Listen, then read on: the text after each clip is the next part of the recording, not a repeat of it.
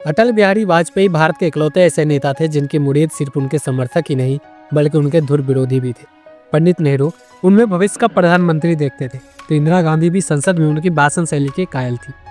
कहा जाता है कि जब वो बोलते थे तो सत्ता पक्ष भी सांसें थाम कर सुनता था। उनकी शालीनता और शब्दों की पूरी दुनिया दीवानी थी। लेकिन 1973 की एक सुबह दिल्ली के सड़कों पर एक ऐसा नज़ारा दिखा जिसने सबको चौंका दिया था। हमेशा अपनी कार और सुरक्षा के तामझाम के साथ चलने वाला यह कद्दावर नेता उस दिन एक बैलगाड़ी पर सवार होकर संसद पहुंचा था, जिसने न सिर्फ दिल्ली के सत्ता के गलियारों में हलचल मचाया था बल्कि पूरी दुनिया की नजरें अपनी ओर खींच ली थी। किस्सा 1973 का है। उस दौर में पेट्रोल की कीमत महज 90 पैसे के आसपास हुआ करती थी और कीमतें भी चवन्नी अठन्नी के हिसाब से बढ़ा करती थी। भारत में उस समय इंदिरा गांधी की सरकार थी।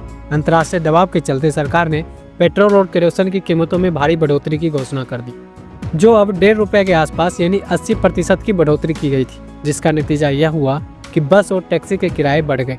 उस समय कई घरों में खाना पकाने के लिए मिट्टी के तेल का इस्तेमाल होता था और वहीं जो मध्यम वर्गीय परिवार स्कूटर और मोटरसाइकिल खरीदने का सपना देख रहे थे, उन्हें डर सताने लगा कि अगर सरकार ने ऐसे ही दाम बढ़ाए तो गाड़ियां चलाना सिर्फ रईसों का शौक बनकर रह जाएगा।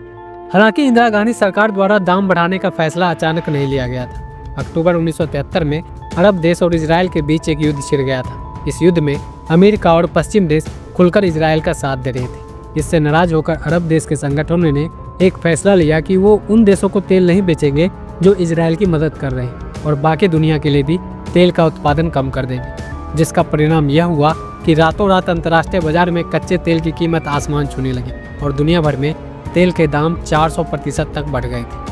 भारत उस समय भी अपनी जरूरत का बड़ा हिस्सा विदेशों से ही इंपोर्ट करता था, जिससे तेल खरीदने के लिए भारत को डॉलर में भुगतान करना पड़ता था और दाम बढ़ने से भारत का खजाना तेजी से खाली होने लगा। इंदिरा गांधी सरकार को लगा कि अगर देश में पेट्रोल डीजल सस्ता रहा तो लोग इसका इस्तेमाल कम नहीं करेंगे और देश का पैसा विदेश जाता रहेगा। इसलिए कंजप्शन को घटाने के लिए सरकार ने जानबूझकर कीमतों में भारी बढ़ोतरी कर दी। इसी बात ने विपक्ष को सरकार को घेरने का एक बड़ा मौका दे दिया।